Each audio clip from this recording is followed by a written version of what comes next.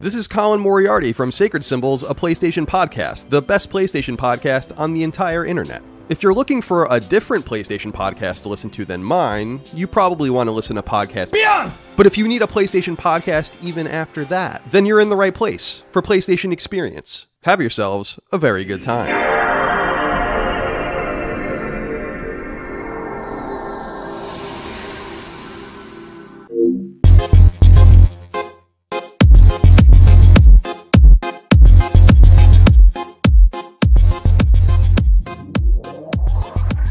Welcome to the land of long play where greatness is always waiting.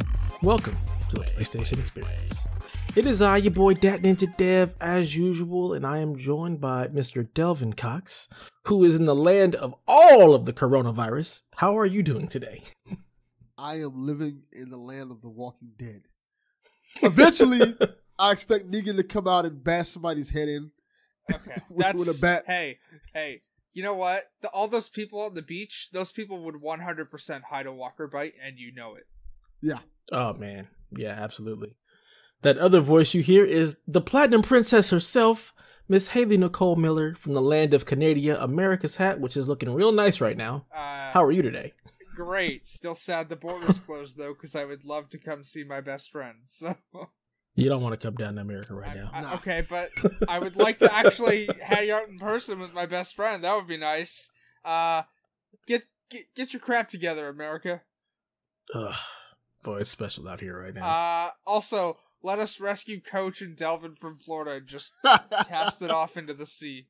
Yes. This is true. I've been hearing that often this week. Like, hey, you need to move, Delvin. This sucks. Florida sucks. I'm like, yeah. I mean... Y'all had 9,000 new cases in one day.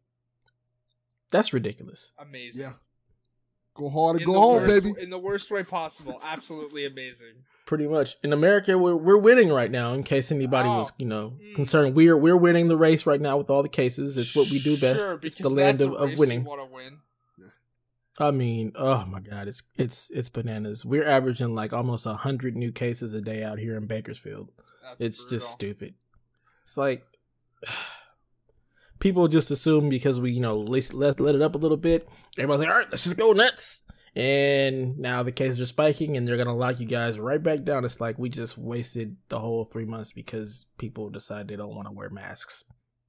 People are not wearing masks down here.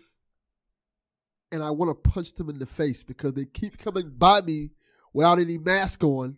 But if I punch them, and they have coronavirus, I'm going to get infected. Mm-hmm. So it's like a lose-lose for me. So again, for preference, because I keep seeing these videos go around with like oxygenators to like test your oxygen while wearing the mask.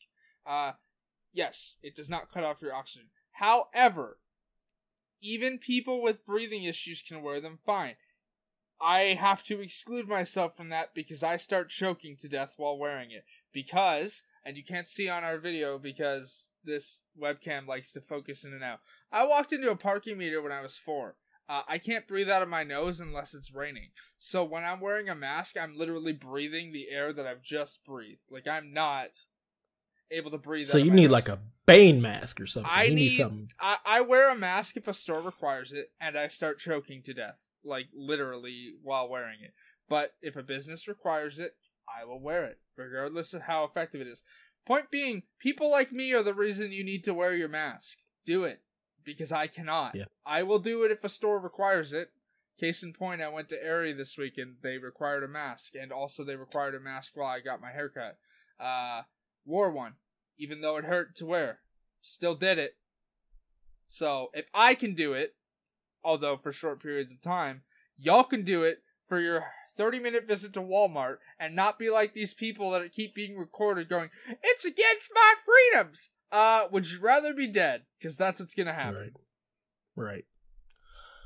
Shenanigans. Anyway, moving along. Welcome to the PlayStation Experience, where we ramble for 30 minutes. Absolutely. Let's talk about some video game stuff. What have you guys been playing? I'm pretty sure we're all playing the same thing. But just The Last of Us Part II. Anything else, Delvin? Have you stepped away from Last of Us 2 and journeyed into any other games? Yes, I actually have. Oh, well, tell us about that. The other game that everybody's in a big uproar about and people have said that shouldn't have got a 10 instead of The Last of Us Part 2. Oh, SpongeBob, rehydrated. Okay, again, before we go any further on this, let me just preface. If you don't think The Last of Us Part 2 is a 10, that's fine. You know what that is? That's your opinion. Do you know what reviews are? They're an opinion. The reviewer thought the game was a 10. You clearly don't. That's fine. But you don't need to get mad at IGN for giving SpongeBob a 7 and The Last of Us Part 2 a 10. Because guess what? They were reviewed by different people who have different opinions. They gave SpongeBob you a forgot 5. one thing, though. It's the internet. I know. Everybody's mad. I know. Everybody mad. I know. IGN gave him a 5. Kevin! You know Kevin. Yes. Some kind of guy. He gave SpongeBob a 7. Yeah. Correctly. We talked about that on Empire. Or not Empire, PSVG. I was on you were on PSVG Prime this week. Yeah, so we talked about it a little bit. I was surprised at that CE, like the collector's edition for SpongeBob. Oh, that thing was ridiculous. It's like, whoa. I should have got That's that. a collector's edition. It's dope. Also, ignore the mess in my table, but just for reference, my collector's edition arrived from Donnie this week. That statue is bigger than my modem. Wow, that's cool. That's nice. And your modem does not look like a PS5. No, it does not. That's a huge statue. Nice, it is. Nice. It is 12 inches tall. So have you been playing SpongeBob as like a palate cleanser to get back into the deep, dark, gritty world that is Last of Us, or just because you felt like checking it out? A little bit of both. And also because my daughter loves SpongeBob. So I got her the game and I got myself the game. So we watch each other play the game. We make jokes and we have fun watching the game. Nice. And it's a pretty cool experience just sitting down with the kids and just enjoying life and not watching people get their heads bashed in. That's that good daddy-daughter time, and yeah, definitely a palate cleanser. Yeah, but I've been playing nothing but Last of Us but too. You can watch SpongeBob lick sand. Yeah, that is the thing. Yeah. I remember that game well. He licks sand like a lot in that game. Really? Yes. Interesting. I never played it. It's part of the show too. Like it's their version of tobogganing, but because he's a sponge, he uses his tongue to go downhill. Don't ask. It's weird. Welcome to SpongeBob. SpongeBob is a special character. I did not know anything about him until I started being a camp counselor, and all of my kids, they were 7 years old at the time, and they were big into SpongeBob, and that's when I found SpongeBob and realized that this is not just for children. There is some good stuff in there is a lot of stuff in SpongeBob that is not for kids. SpongeBob is great. Yeah. I've been watching SpongeBob since I was in college. Oh, I watched SpongeBob when I was a little kid, because again, I'm the youngster. Yeah, you would have been in my 7-year-old group. Probably not, actually, but I think SpongeBob came out when I was like 9. 1999 is when it came out. I remember when it came out and everything. Okay, so, yeah. Well, when I had cable that actually aired it, I was like 9. Yeah, I was in 99 is when I first heard of it too. Yeah, crazy. Anyways, so yeah, we were all playing Last of Us 2 except for Delvin. He's dipping into the world of SpongeBob SquarePants. I'm playing both. That's cool. So just to put it out there now, we are going to have a little bit of a spoiler cast for you, ladies and gentlemen. We are going to be talking about The Last of Us 2 up through Seattle Day 1. You know if you know. Yeah. That's where we're going to cut it off for this episode, and then we'll dip into it again in a further episode. It's just a shock that we're all actually at the exact same place, and which is great. That makes for great podcasting. So yeah, we will let you guys know before we get into that. That way, if you want to just save it for another time because you haven't finished the game and come back to it later, you can. But for now, let's get into the questions of the week. So we got a question from at MTTG Brazil team, Mr. Lucas Hamswisher. Yes. He says, "Hey y'all, time to answer my 3 favorite non-gaming related life questions. 1, how you guys doing?" Good. I would like to say fine, but I can't say fine. But working on it. July 8th can't come fast enough. Okay, I'm doing all right. And so he follows up with that. So why are you feeling fine, Delvin? I'm feeling good. Why are you feeling good? It's been a good week overall. Mostly, just relaxing, spending time with family. Little R&R does the heart and soul good. There you go. What about you, Haley? You say you're... I mean, everyone knows I've had some mental health issues, so I'm just waiting on my psychiatric assessment on the 8th. So Okay. Very cool, very cool. I'm doing all right just because this week has been very busy. Lots of stuff going on, lots of behind the scenes stuff, and just trucking along. Actually going on vacation next week, so I'm very happy about that, to get away and not do anything. I'm going to take my console with me. I'm going to seclude myself from people if I can and just play Last of Us to completion if I'm lucky. You're going on vacation? Where to? Yeah, me and the family, we're going to go meet up with our best friends who also happen to be the godparents of our children, and we're the godparents of their child. We're going to an Airbnb in Vegas. Okay. So we'll be hanging out there for about 5 days for the 4th. We're leaving Wednesday, coming back Sunday-ish.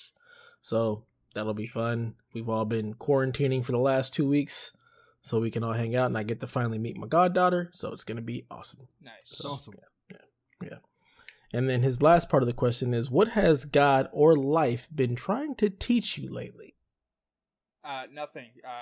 Much to the pastor's chagrin, I am not a religious person, so... That's why he said, or life. Okay, what has life been trying to teach you? You need to let me finish, because I have no problem with people believing in God, because that is a religious thing, but I do not.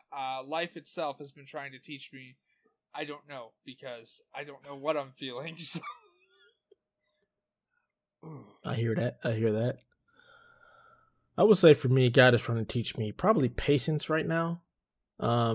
Being at home with the children all day, every day, without them ever being able to go anywhere, with both me and my wife trying to work, is teaching me that I have to be patient, because my kids, they need, attention. That attention. They need that attention. They need something to do. And while it's driving both of us nuts because we're trying to juggle so many things, it's like my kids are like yelling and screaming and playing. It's not because, they're bad kids or anything. They're kids, and I have to not just, fly off the handle with them because, like, why are you so loud? What are you doing? Stop that. I'm trying to work. I have to be patient with them and realize that they're just kids, and normally during the summer they're doing stuff instead of being cooped up in the house. Yeah. So he is definitely trying to teach me some patience right now. I have an interesting answer for this. All right. God/life, because I am a believer in God, but both, this applies to both. Teaching me forgiveness. Mm-hmm. I've had for the first time in at least 3 years, I've had a conversation with my dad. Oh, wow.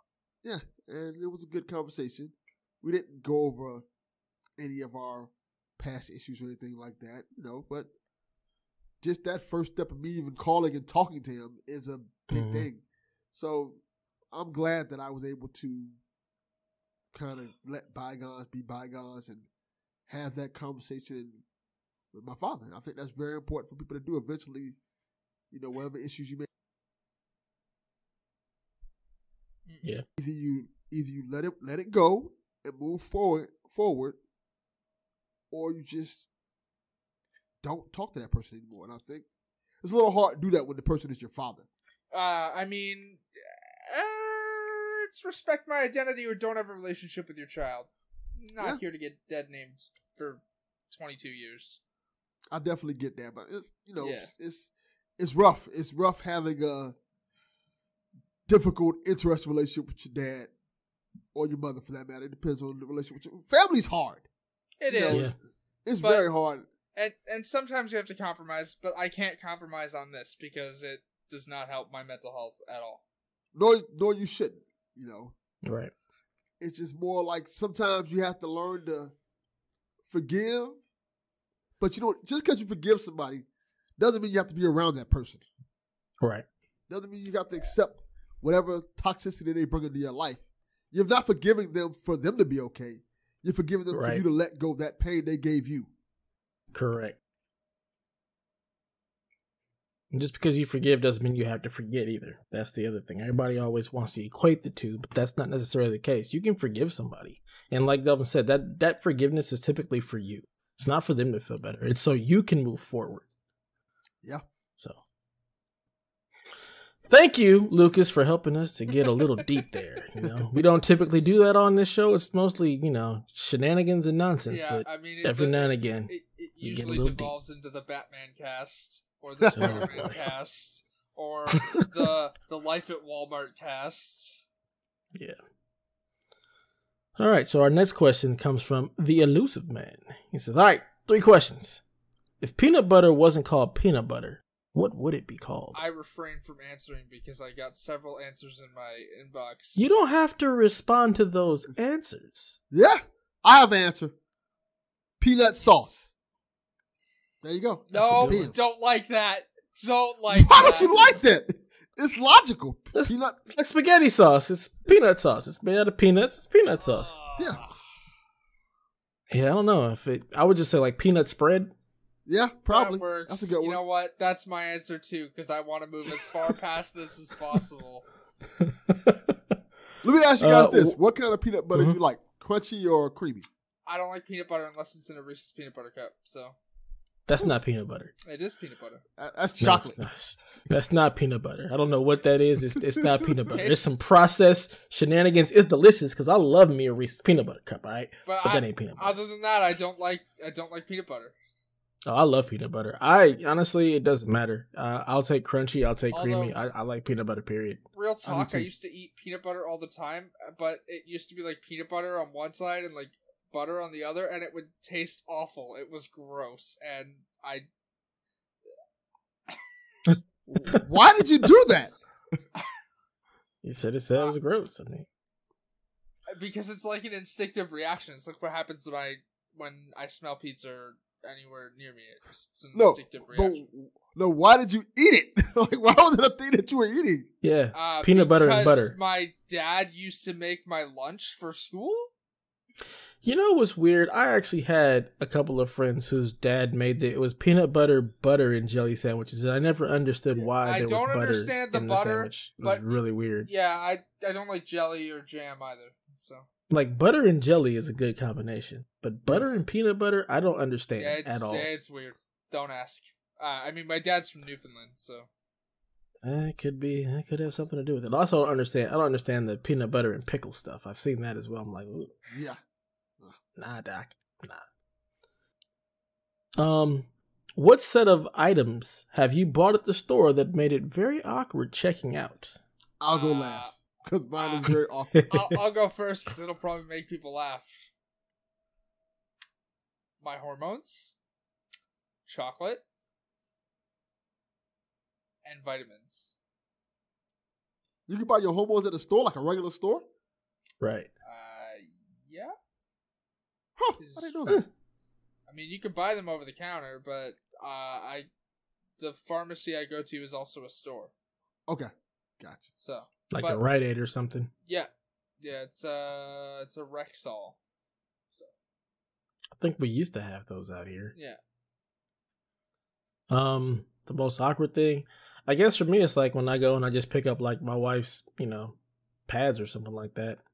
But it doesn't bother me at all. It doesn't make me feel awkward. They ain't for me, clearly. So This is like that game you play where it's like, how fast can you freak out the cashier, right, Delvin? Oh, it's coming up, doctor. It's coming up because mine is condoms,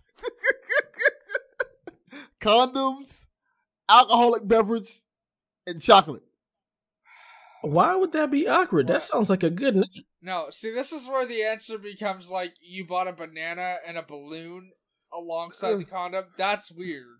Well, the chocolate And alcohol doesn't make it weird. That just, like I said, that sounds like a good night. I'd have gave you some dap. Like, all right, go ahead, brother. It is when every time you go to the store, it's always a 95-year-old lady sitting there looking at you with the funny eye like, what are you going to do? Like, ooh, honey, what are you getting into tonight? now I'm getting into Bangtown. Speaking of nope, don't like that. Bangtown population. Don't like that. Don't like that. Consensual, of course. I think would hope everyone was aware. I need to make that clear. Like, I mean, if you'd have said like handcuffs and like, plastic bag. Then I'd be Dexter. Kinky, not non-consensual. Right? All right. And the last question is, what kind of secret society would you start, and what would be your objective, motto, and or name? I don't think I would start a secret society because more often than not, they tend to become not great. Oh. Let's look at Scientology here. I have an answer for this. I will let Dev go first. Man, I'm trying to think, and all I can think of is like the He-Man Woman Haters Club. Like, oh, and then I think about like No Ma'am from Married with Children, or the No Homers Club from The Simpsons. I don't know, man. If I were to start a club, it'd probably be something like real stupid, like Donnie was wrong. Okay, but that's already kind of a thing, isn't it? I mean, I'm like the only member, but yeah. We can make that a thing. I mean, Dev's already made it a thing. He mentions it like every show. We can make chat rooms for it. We can make shirts up. Says Donnie was wrong. Donnie was wrong. Revolution. Donnie versus Dev, man. I love it. We just evolve. We just take over chat rooms. It's ridiculous, but it's fun. So yeah, that'd be like my secret club, but it really wouldn't be much of a secret. I am gonna rip off SpongeBob and do the All Hail the Magic Conch Club. Oh my god! All hail the Magic Conch! Okay, first of all, it's conch, not conch. Well, it depends on where you at. I was gonna say, yeah. He literally says conch in the show. Well, SpongeBob's wrong. Just because he says that, I mean, you know, it's like, you know, in Boston, it's the car park. You know, that's not. It's just dialect. Park your car in the Boston yard.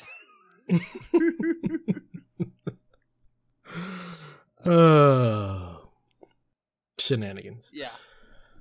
All right, that'll do it for our questions. If you guys have questions, just always shoot them at us, whether on our Discord or when Delvin puts out the call. Feel free. It helps us lighten up the mood, or just, you know, delve into shenanigans as we typically do. So yeah, whenever we send out the call, man, feel free to shoot us any questions. As Delvin says, no question is too silly. Yes. All right. So let's get into some news for this week. Not going to be a lot of news because we really want to get into our spoiler cast, but Haley, hit me with your first story. So for those who have been keeping up or maybe haven't, The Last of Us Part II has sold 4 million copies, more than 4 million copies.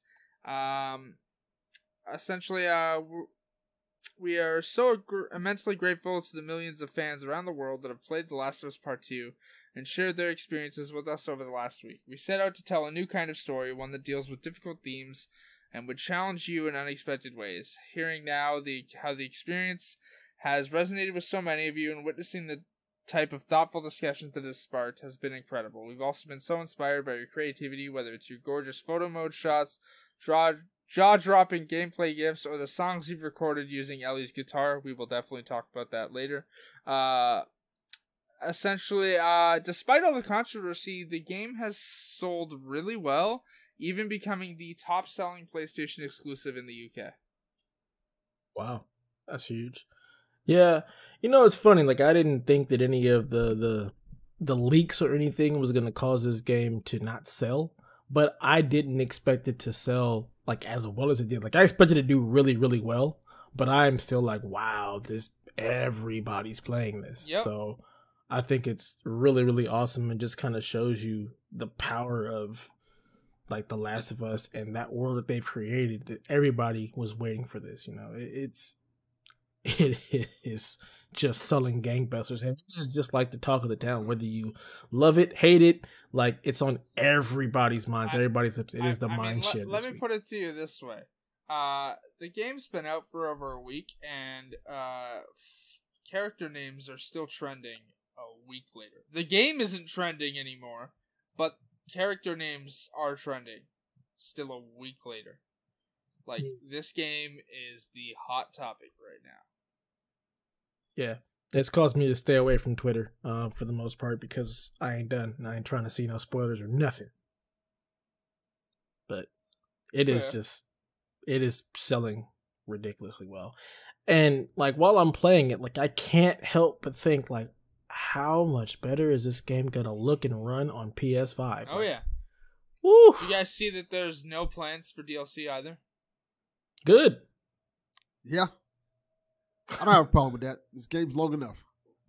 I mean, I feel like I've been playing forever, and I feel like I'm like halfway through. Like I still feel like there's just so much to do. My game time's super inflated because I've ended up having to go outside for from the fact that I don't have air conditioning, so my game time's like inflated. But yeah, I've spent a lot of time in this. It's so good. It's so good. Well, I'm glad that it's selling well and doing well, and it'll probably continue to do so. And I'm sure they'll release a patch for the PS5 and it'll sell something stupid again. Oh yeah. So hats off to you, Naughty Dog. You done did it. You done did it. All right, and Delvin, what do you have for us? In news that is baffling, to say the least. This is, I don't know, 'cause I want to talk about this thing after I tell you what it is. The PlayStation 2 can play homebrew games by using a DVD player exploits. Wow.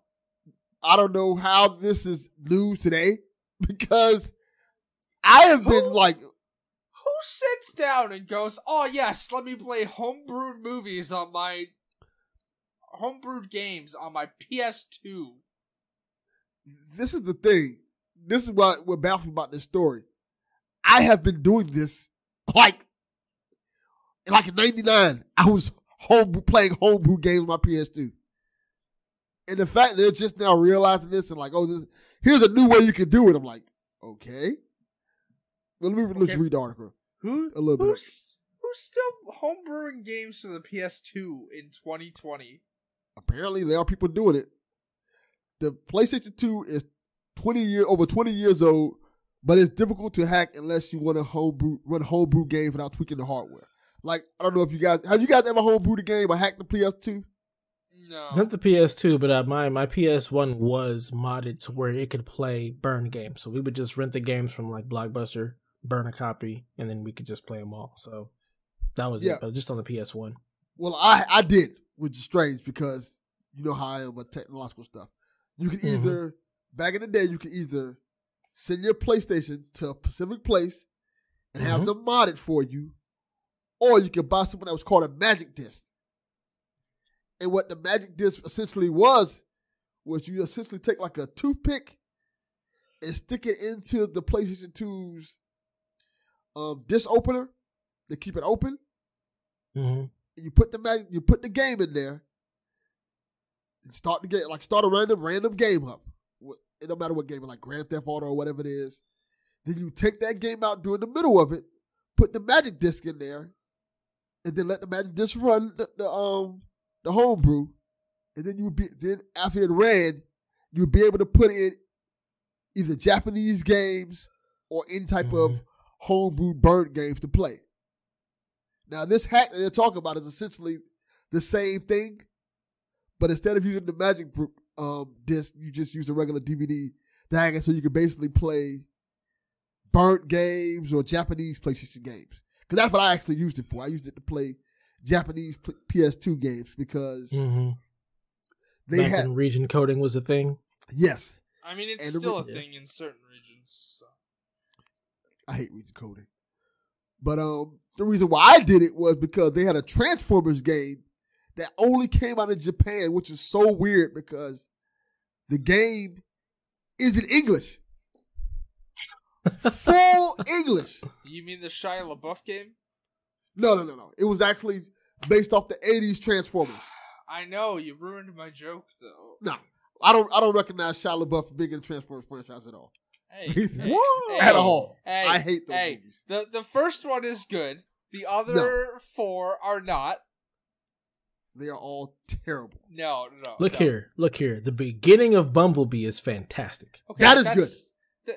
That's hold it. on. All of Bumblebee is fantastic. I mean, Haley Steinfeld. I don't. Who? The girl. The beginning is awesome. John Just Cena's give me a full movie, Transformers okay? movie. Yes. Enough said. No. Yeah. Not at all. He was invisible. Yeah, but I'm a huge Transformers fan, and so I had to play it. And I used to love doing this, modding my PS2 to play these weird Japanese games and stuff. But so if you guys are interested in it, go on the Engadget and you can find this article and do it for yourself if you still got your PS2. Yeah, mod some games. Yeah, I think it's I still have mostly a my hard PS2, pass but I don't have a PS2. I still have my PS2, but I can't imagine trying to go back and play PS2 games.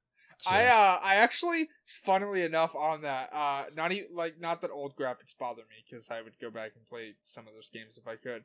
But I was watching Ray, the streamer that I reference all the time.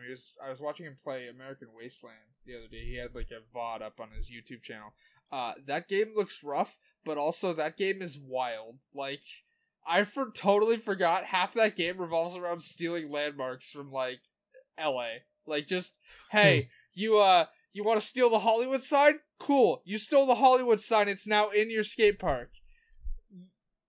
You want to steal like an Oriental temple design from like Santa Monica? Cool. It's in your skate park now. You want to steal signs from the Walk of Stars? Cool. Stole the stars. They're in your skate park now. Like, what? Also, there's a character in that game called like Master Yen or something like that, and you can definitely tell it's like a white guy trying to be Asian, and he's doing like a very racist accent. It's like, what is happening in this game? Wow. I still pay my PS2. You would. There's a lot of games that I like. You're so old, Delvin. I am. But there's a lot of games that I like to play, like a lot of the licensed games, like WWE games. The only good PS2 game that you should go back and try and play is the Getaway Black Monday. I play that one too. I play that one sometimes. The old wrestling games, and another TV show I used to love a lot, 24, had a video game on PS2 that I like to play. God, just burn it all down. The only games that I would actually go back to on PS2 would be Black and Beyond Good and Evil. Those would be probably the only things I play. On GameCube? It would be more recent. Because that'd require me to have a GameCube. Gross. Ugh. Ever. My Nintendo love affair pretty much ends at the Super Nintendo. Okay, fair enough.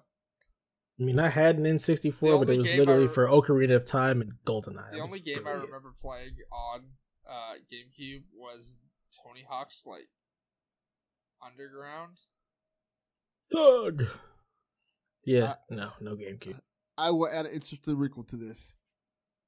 The girl I was going to buy the condoms, the chocolate, and the alcohol for, I was going out to play GameCube. We were going to play Mario Sunshine. Wow. That was the thing. Wow. Okay. Well. All right then. Thanks for that startling information into your Mario Sunshine in Bangtown. Let's go. Yeah, that's how you do it. Hey. Games bring everybody together. Yeah. Sure, in more ways than one. Touche. All right.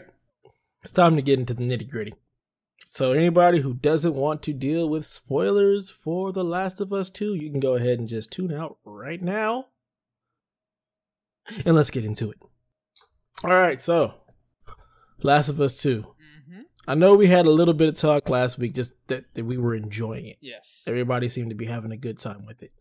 Now we're much further along into the game. We're all at Seattle Day 1, which is, like I said, if you know, you know. It's actually the second time you get to go back and you play Seattle Day 1 from Abby's point of view. Yes. So that was a shock for me. I was not expecting that at all. Had no clue that was even a thing or coming. And I was very surprised and happy to see that. I personally like what they're doing with all of the intersecting stories. I like that switch up. Wasn't expecting it. Really cool.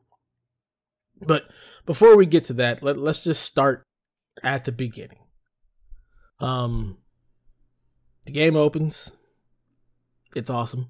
It looks freaking amazing. Oh yeah. I was just so taken back, like just by the way everything looks, the sound. it's just a gorgeous game.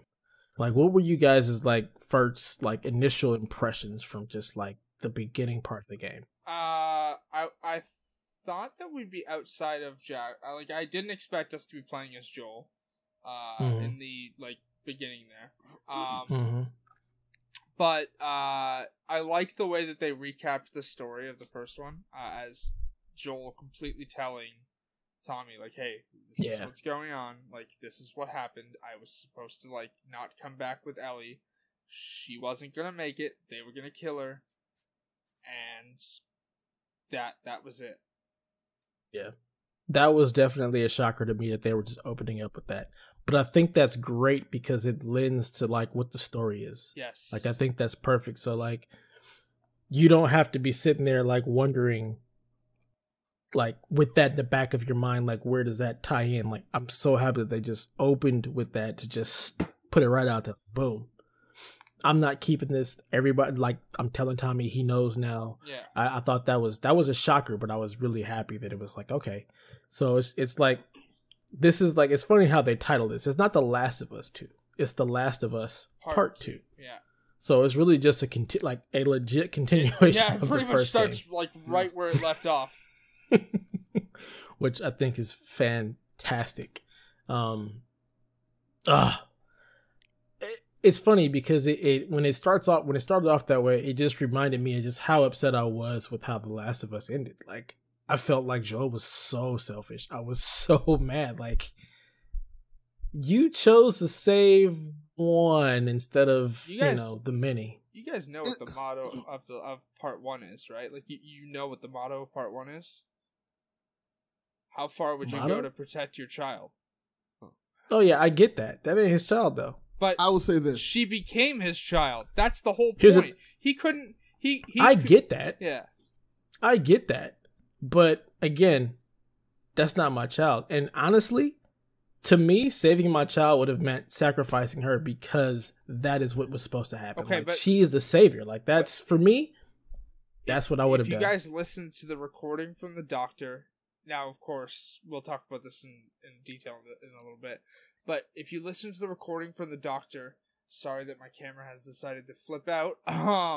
If you listen to the recordings from the doctor while trying to rescue Ellie from the Fireflies in Part 1, the doctor says he is not sure that he can make it cure. Yeah. He is literally saying that as soon as that comes from her, it's like doing the standard, like, hey, it's turning infected. Mm-hmm.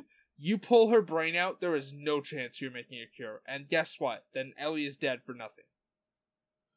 Yeah, I kind of lean towards that. I think. See, I don't think it's for nothing. It's a chance. Like, I still feel like it's a chance you have to take. No, not at all. I would totally do the same thing as Joel. I'm going to say this, and I don't want to skip to this part, but we're going to skip to this part anyway because we already talked about it. It's very telling that later in the game, when you see that part with the doctor, and the question is asked to him, he doesn't have an answer because he knows the answer is like, nah. I wouldn't risk my child. I don't care what the result is. And I think that's the interesting thing about this game. In that moment, that's so powerful to me. Technically, there really isn't a wrong answer. There is not. But also, let me put it to you this way. I'm not Joel, but if I was Joel, I would fry that sucker every time. No chance. There wouldn't even be like a 1% chance that I wouldn't do it. Nope. Fry the doctor every time. Like, that man is done. Ellie is out of that hospital. Yeah, there's no way in hell I'd do that. No way in hell. Because it ain't about you. That's just it. That's the thing for me. And to me, that's the motto of the game. It ain't about you. That's what they're trying to tell you. But we're so selfish as humans that we have such a hard time sacrificing for the greater good. Are you sure it's the greater good? But this is my problem with that. This is my problem with that. I think both sides were kind of being selfish in terms of like, okay, these doctors should have said that from the jump. Like, hey, they didn't give Ellie the choice. Nobody gave Ellie the choice of whether. That's my biggest thing. That's one of my biggest issues is that nobody ever told Ellie. And the question that we have to ask is, what would Ellie have said?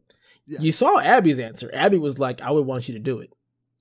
And then I wonder what Ellie would have said. Now, but she said that as soon as she found out. And this is my other problem with it.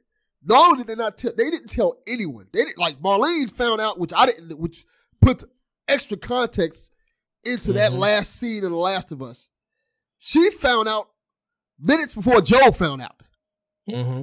And that's wild to think about. Like, she didn't know. She was thinking in her head, like, we're going to take Ellie down here. We're going to do what we got to do. Ellie can go home. She's going to be okay. That's not what, that's baffling. Like, she didn't know what was going on either. And I think that's a hard pill to swallow. How long were they there to find that out? They did the x-rays, they got the stuff, and then they realized, okay, how much time is it to really tell anybody? They got it on the operating table like right away, but it was more of like, we're in dire straits. We're trying to figure this out. This is the only way we're going to be able to do this. But yeah, I feel like they should have told Ellie, and they should have given her the option. And I feel like that's one of the biggest issues, that they didn't tell her. Like, let her know and let her either decide if she want to sacrifice herself. Like, that's what she came this whole way for. Like, that was the whole thing. Like, Joel, you're a smuggler. You're smuggling this child here so we can see if we can create a cure. And Ellie knows that she's going there for that. But the question is that she was never asked, like, hey, are you willing to sacrifice yourself for this cure? Yes, and that's my biggest problem with it. And here's the thing with that. This cure. Everyone's so dead set that they could have made it. But the doctor's notes and even Marlene's notes mention that there is a nil chance that it works. And even if it did work, how would they distribute it? Would it work on infected that were already turned? How would you distribute it? I don't think it matters. It's just like with the coronavirus now. Like, you're trying to find a cure. That's science. That's trying to find cures for diseases. You don't know. You have to constantly experiment. I feel like the problem with the premise is kind of flawed to me, because it feels like, okay, we have to kill this person to find out, to get the cure. That is not how science works. Like, to get the cure for coronavirus or get a vaccine, they don't have to kill you to do it. Yeah, because of the way the coronavirus works. It's not like it's turning you into something. The cordyceps is all in your brain. It's a totally different type of thing. There's no other way. And when you think about the limited resources and the way the world has gone to shit, in The Last of Us, like, you're limited with your options on what you can do. It's not like it's regular modern day, regular science, and we can, go quarantine this person off. Like, it's totally different. But then again, that proves Haley's point even more, because if they're limited resources, how we know how are they so sure they're going to have a cure for this? You're not sure, but here's the thing. The world is going to shit anyway. At least this gives us a chance to try. Okay. Otherwise, it's like, we just give up? We just give up and this is the world now. You survive the way you've been surviving. No, I wouldn't even say that. To hell with it. That ain't surviving. I wouldn't say that. I would say that you weigh your options. I don't think you should just kill off. Hey, we got it here. Let's kill her off immediately. No, you say, okay, let's research. Let's do some tests. Let's figure out what we can find out about why she is this way. Hold her for a couple of months and see what kind of data we can gather. That sounds like then you have no game. Then you have no game. Well, obviously so, but actually, you kind of do. You can still okay. We're gonna do data. We're gonna do data and research and figure out what we can find out, and then that's not as fun. That's not as like it's supposed to be captivating and gripping and like hold on. In the moment. What Delvin's saying would work, and this is a what if, anyways. We're gonna talk about the whole like spoilers for Last of Us 2 here, but if they had done that, if they had kept Ellie there and hell, even let Joel stay, Joel would have jumped right into that cause. If Ellie was to stay alive, Joel would have said, no, count me in, I'm here. Like, I'm here with that. Like, at that point, the moment after in The Last of Us Part 1 that he rescues Ellie from David, and at that point she's murdered him, but like, you get my point. Like, he shakes her and goes, I'm here. Like, I'm alive, I'm here, calm down. Mm-hmm. You need to like you need to put the knife down. Like, you need to stop. And she calms down and freaks out in his arm. That's the moment that he's like, all right, I can't live without this kid. Like, I cannot. So he would literally like jump full on into the Firefly cause if Ellie was alive. That would make a completely different game, but you could still have conflict there. You could still have a conflict, like a faction breaks out or something like that. But that's a what if, and the story doesn't devolve that way. What are your thoughts on? Because again, I feel like I'll be the dissenting opinion here for The Last of Us Part 2. Even with that, I still feel like they still would have had to only way to pull that cordyceps out to even do anything, you would have had to kill her. Eventually, but Joel would have been fine with it if he had more time with her. I don't think he would have ever been okay with her dying. I would say this. It's trauma. I think if they were to do it the way that we just said, where like, hey, we're going to run tests and stuff, and they were like, no, we ran all these tests. It's been months now. This is the only way we can come up with a cure. And Joel did it then. I think that's an even more powerful indicting statement in terms of the character of Joel is. Then that's really being selfish. That is unequivocally being selfish. Because they're telling you, hey, we've done everything we can, Joe. We have no choice. We've run test after test after test. The only way we're going to figure this out is if we kill this child. And we can figure this out that way. Here's the thing, though. As a doctor and as a scientist, at a certain point, after doing this for so long and seeing where it was, I'm pretty sure he didn't need months to find out that this is the only way to do this. The only way to study it was to get it out of her. And I don't think he needed months to see that. They don't know. The thing is, we'll never know. But you do know. It's mentioned in his No, notes you don't. The doctor says that he doesn't know. He says he doesn't know. He has no idea the chances, but the only way to find out is you got to pull it out of her. But also that any samples he took from her immediately stopped being useful because they just grew. They grew the cordyceps infection and became useless. You couldn't even touch the blood on them at that point. Right. But that's that way. The only way for him to find out any other way was to pull the whole thing out. Like, he knew that that's the only way I'm going to be able to find anything. There's no other tests I can run. Like, I already know this. That's part of being, a specialist and a master of your field. Nah. Like, you're able to see things and know it, like, without having to go months and months and months and months and months for something. This is semantics anyways, because he's dead and burnt to a crisp, so. I think. So terrible. I am a terrible person, but you know what? I would do it over again, too. If I were Joel, I would kill the doctor 100%. I think the game has done a good job of making compelling arguments for both sides. In terms of, is one life more important than the chance of saving multiple lives? Yes. And how do you live with the fact of you taking that one innocent life? That's a hard thing to kind of come to grips with in terms of just society within itself. Like, if you're, especially when you don't tell the innocent person, hey, we're going to kill you. Yeah. That is a hard pill to swallow. And, like, especially if you're a father, I think that's the thing that a lot of people don't. Yeah, but he also killed a ton of innocent people just to get her out of there. And then what he did to Marlene was just so cold. Okay, but also, like, that's the world of The Last of Us. It's bleak. I think that's the other part of it. Like, the world is just so bleak and so dark. Like, this is what it is. And like, no one's innocent. When you think about, that's made clear. Yeah. And this is, we're not jumping full on like ahead here, but Dina mentions it like on your walk into Seattle on day one. She's like, I killed my first person when I was 10. Like, I was a child. Like, that's the world of The Last of Us. No one is innocent. And they try to make it seem like you're supposed to feel all bad for killing everybody, but it's like everybody's out to kill you. Like, there's no questions being asked. As soon as anybody from the WLF sees you, they automatically assume you're a Scar, and vice versa. The Scars see you, they assume you're a wolf. It's just like, you ain't with us, you're against us. We're gonna kill you. Yeah. There's no questions being asked. It's just like murder, murder, murder. Yeah, and add to the fact that the Fireflies aren't exactly innocent themselves. Like, every group in this game has their own intentions, including the government. Mm-hmm. So it's almost a trust no one situation. You have these certain factions who are out for themselves, and each faction has equally done horrible things. Whether it's Joel's and Tommy's group, whether it's the Fireflies, whether it's the Wolves, whether it's this religious cult that's freaking nuts. The Seraphites. Yes. Yep. So then the question is it more of just a retrospective onto like the human condition? We're just terrible. I mean, humans are terrible in general. I think the coronavirus proves that, if not the systemic racism that's been, Yep. I think we are a virus. I think it's just the whole thing of like... what we're not going to do is quote, like, right-wing... I'm sorry. The Matrix. That's what I'm quoting. The Matrix, I mean, dude, Agent Smith said it best.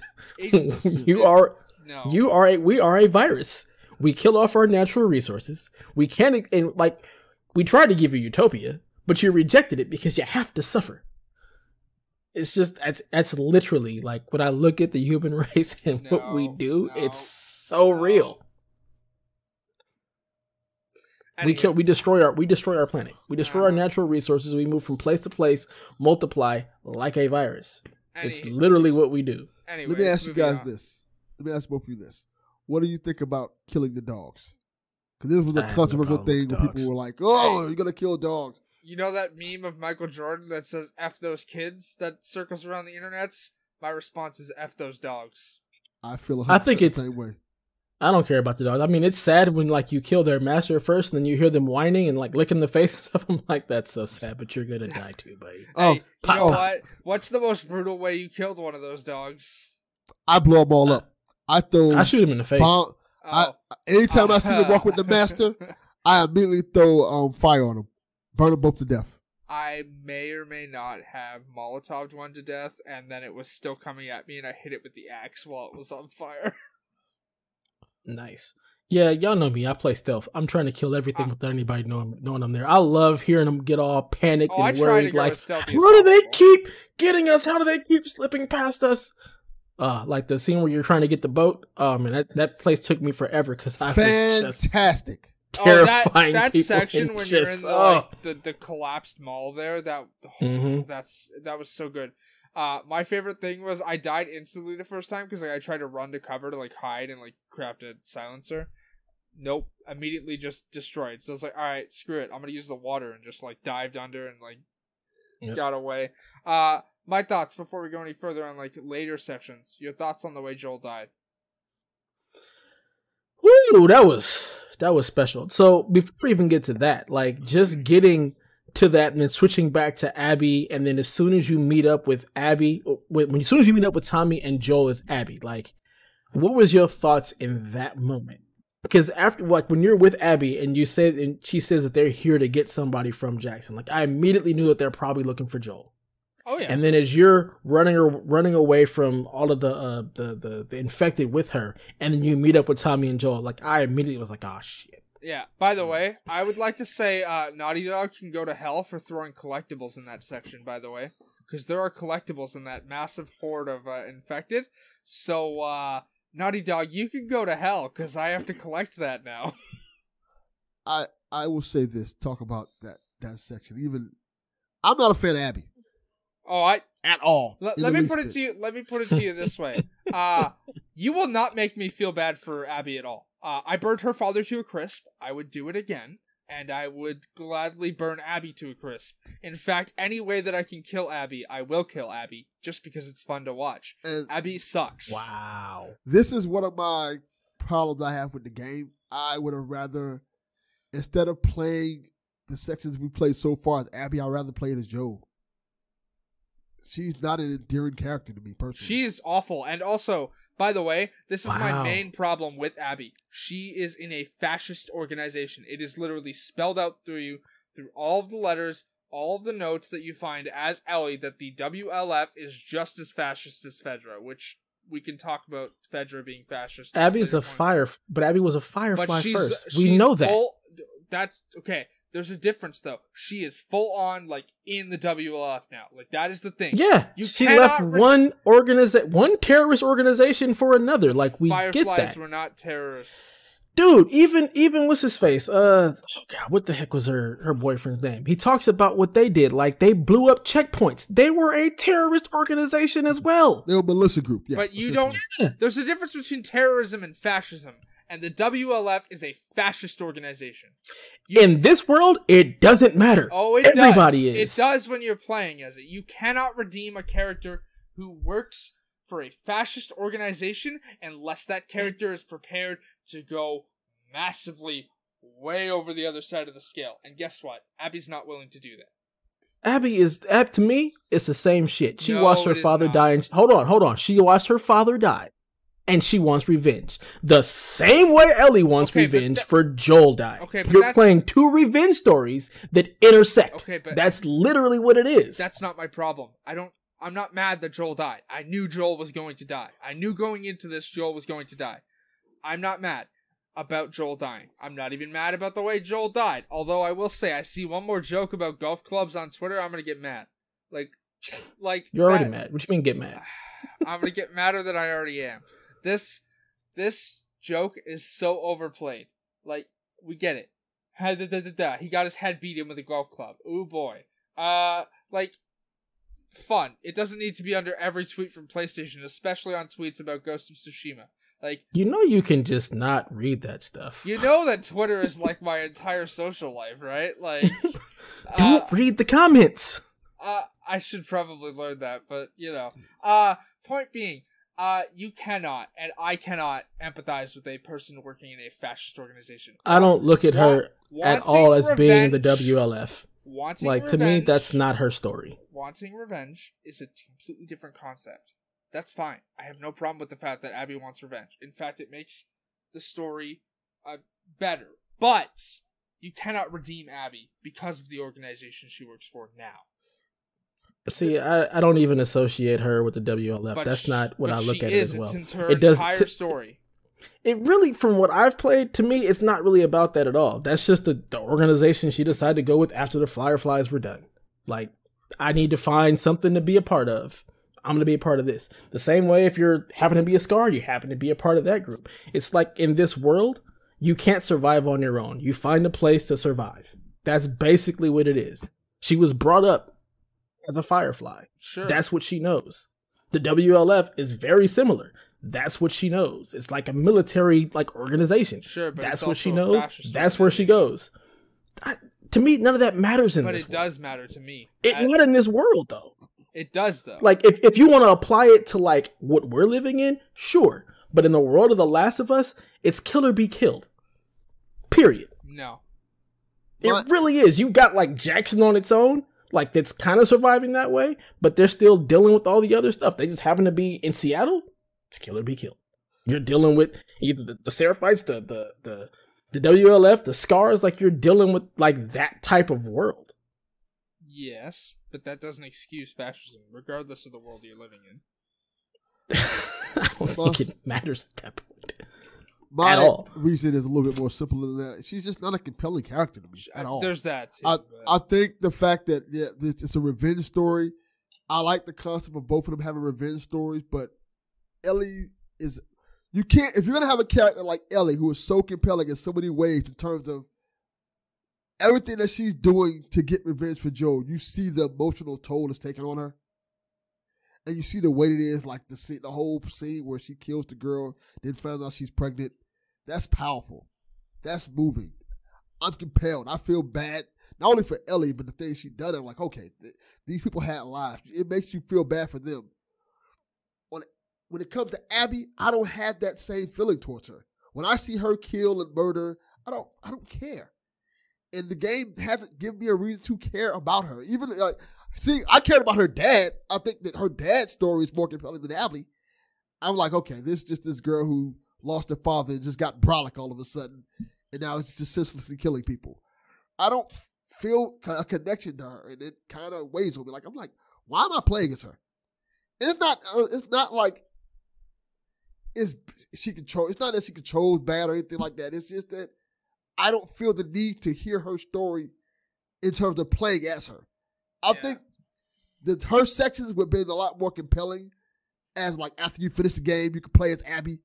That would have been a little bit more cooler than me than as opposed to, okay, we're in the middle of Ellie's story. You get to this tense moment. We're going to stop you. You got to play as Abby now. I love it. No. I absolutely love it. But again, I don't care about Ellie like that at all. At all. I don't have that connection or attachment to Ellie in any way, shape, or form. To me, her and Abby are the same damn person for me. No, I don't have any compelling attachment to Ellie whatsoever. In fact, I like Dina better. But that's just me. I don't have a connection to any of the characters in this world. That's why I have no problem killing anybody. I like being stealth with Ellie. I want to run around and murder everybody with Abby. I don't feel the need to be quiet, So for me, again, I'm just watching the story unfold. I don't have a connection or an attachment to either of the characters.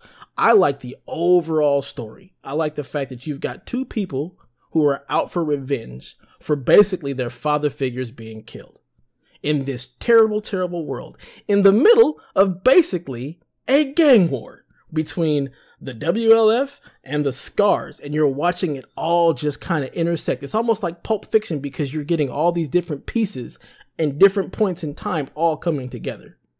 I like those aspects of it. I just don't like the aspect of, hey, let's go play Abby for an hour or 2 hours. Yeah, no, honestly, Abby is boring. Like, just boring.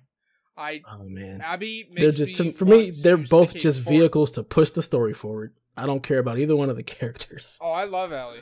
Honestly, like I was more of a Joel person myself. I think that's pretty obvious. I didn't like Joel either. I didn't like either one of their characters. I thought they were both. Oh, Joel sucked. Joel was okay. You know what? This is blasphemy, and Donnie would fight you in the street for me. it. And Donnie have already had these conversations because I never cared about the Last of Us characters that much. I like the story. I don't really care for the characters. Joel, you're the bad guy. Who cares? Like you're just. Are you the bad guy? The world Aren't is technically the bad guy.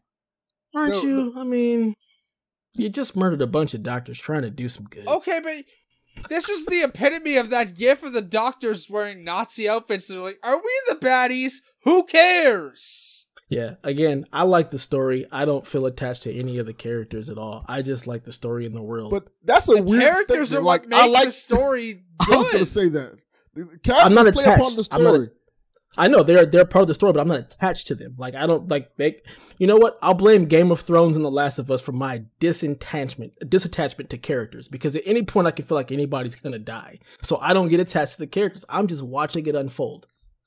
I see what you're saying there, but my problem is I feel when it comes to Abby at least, I don't feel like she's a well-made character. She's not.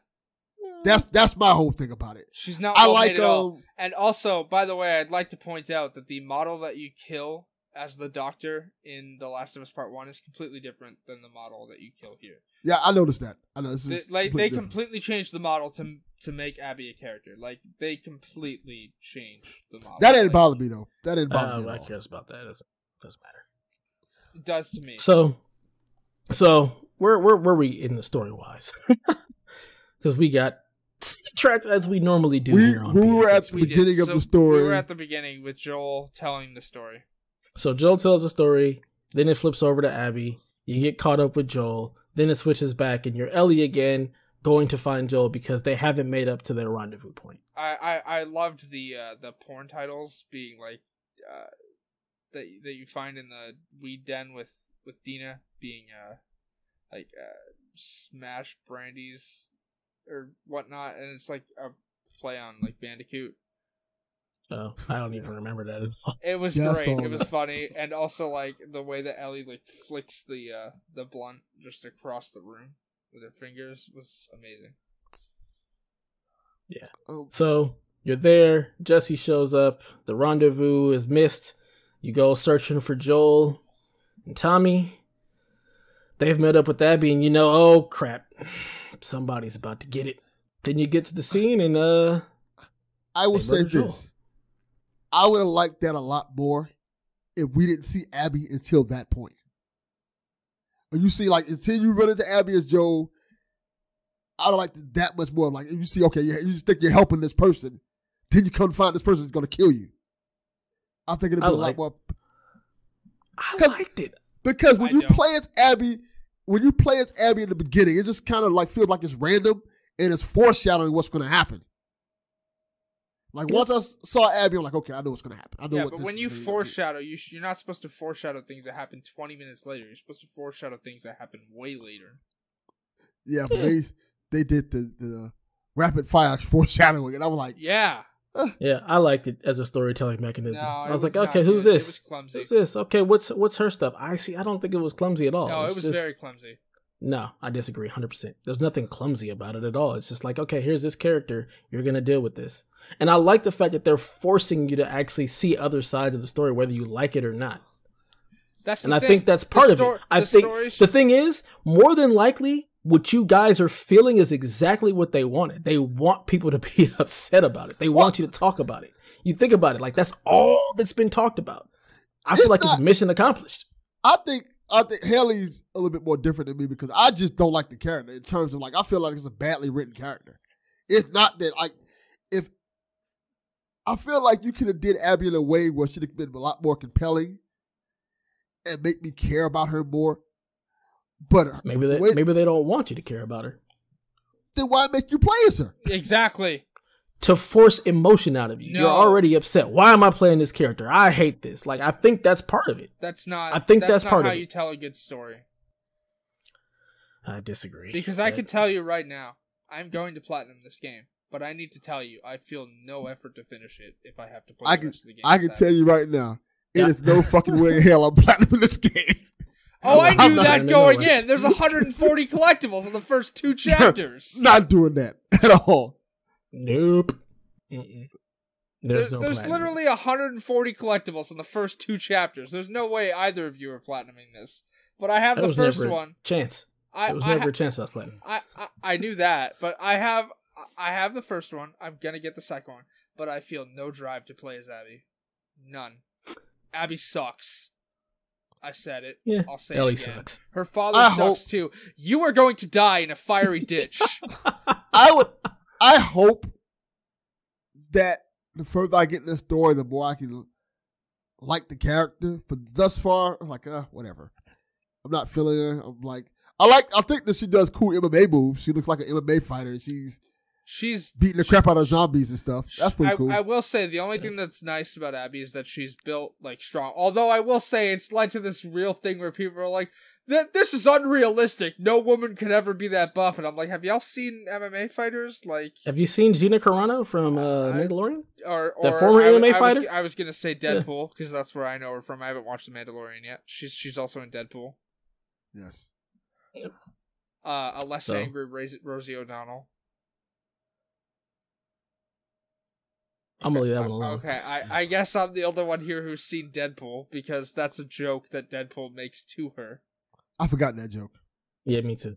I don't think it was a good joke. Wow. All right. Thanks. Just leave me out to dry. But we watch Abby kill her or kill Joel. Kill herself? Hell yeah! No, she kills Joel. So you realize they've come to do what they've done. They leave Tommy and Ellie. Oh, come on. Against everybody else's wishes. Because they're like, we can't leave survivors. We can't leave anybody to do that. And common sense. Yeah, that was special. But, I mean, if you don't, then there's no story. You know? That's part of it. You have to do something to make her want to go and get this revenge and search out this person that killed Joel. So that's how we have to do it. So there's a story. So you've seen it happen. Then all of a sudden you're back in Jackson and you're like, all right, I'm going. Like, I don't care what anybody says. I'm going. We're getting the hell out of here. I'm going to find these people who have murdered basically my father. Dina comes along for the ride. And as you're trying to get out, Tommy's already left after he told you to give him a day. He took that day to say, I'm going to get the hell out of here and start this fight my damn self. Tell me with all the smoke. Yeah, he does. All of it. So he goes out, and then you and Dina, you get your horses, you sneak out, and you're gone, and you're on the road, and now you're in Seattle. You and Dina. In this little quaint, I like Dina too. I like her a lot. Yeah, Dina's great. And so you're here, and you're in Seattle. It's like you're solving all these puzzles. You're getting all these places on the map. The big open world area is great. It's full of some great interactions. It's very nice. It's very nice. It's beautiful. It's almost, calming and kind of almost lulls you to sleep a little bit. For me, like, that area was super nice. And like the way I play the game, like, I feel really sorry for Ellie's thighs because I'm always crouched, always in listen mode. Like I'm always kind of, waiting for something to come around the corner, always trying not to be surprised because I've jumped more in this game than I've ever jumped in any other game. Before we go any further, what difficulty are you two playing on? Regular, whatever it starts off with what I'm playing. So we're all playing on moderate, which okay. So my favorite of the open world areas, I think, has got to be the bank vault. I did not go in there. I was like, I'm not wasting ammo.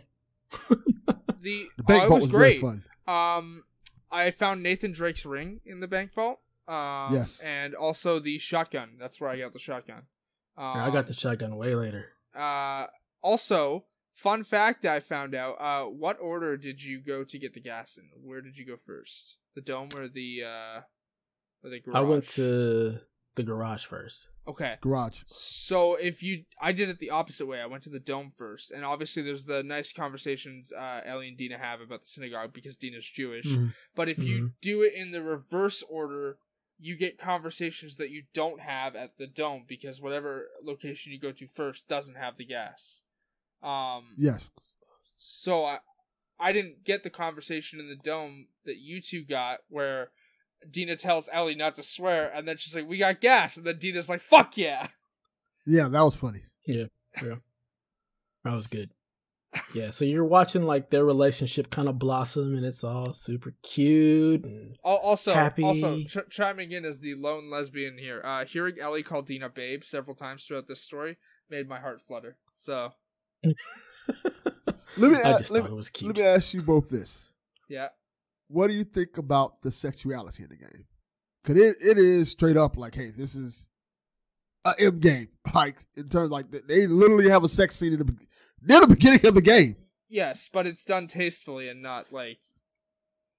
Yeah, it's done very tastefully. It's not done in a way where however, if people have a problem with this, I would not recommend finishing this game because there's more stuff later. That's the only thing about Abby's side of the story that I am excited to see is characters that I know are later. I'm not going to say anything because it'd be a spoiler for stuff we haven't got to yet. But there are characters I know are LGBT later in the story as well. So if you have a problem with this half of the game, you're not going to like the second half, like at all. So, you know, yeah, it didn't bother me at all. I care about sexuality. Just whatever. I will say also, it's very nice to see a character that you can feel represented in. So. I like the way it's done, honestly. I like the way that it's mature. It's not a, hey, press X to have sex. Or like how some other games do and stuff like that. Like Heavy Rain. Hot Coffee mod from GTA? So you're calling out Mass Effect like you should. Oh, no, I was calling Heavy Rain. Heavy Rain does that whole thing. Okay, well, we can ignore Heavy Rain because David Cage is a hack. So. Wow. Okay.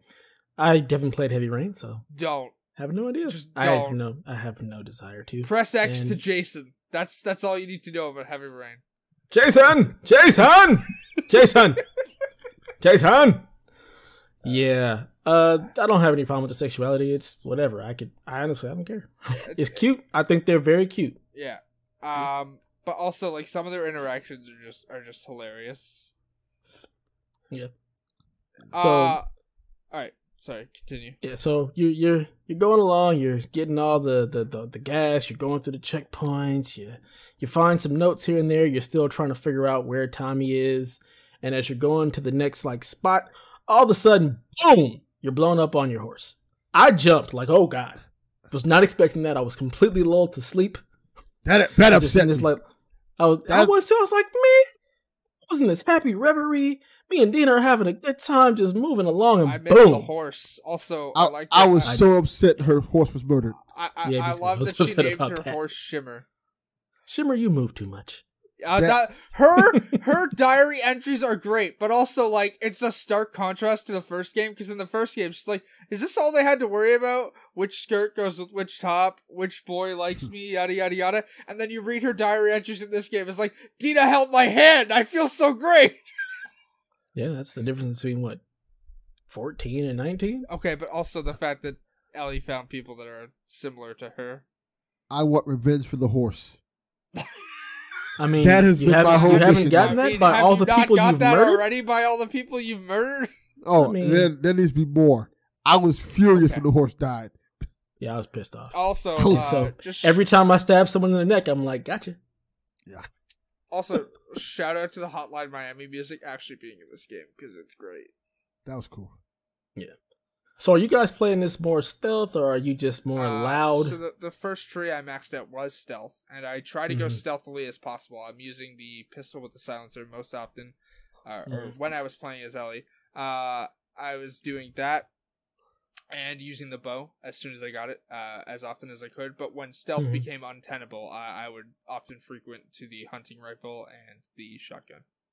Oh, yeah. See, I run and hide. If it gets loud, I just get away and hide again and just start stabbing people. You know all those sections where you're supposed to run?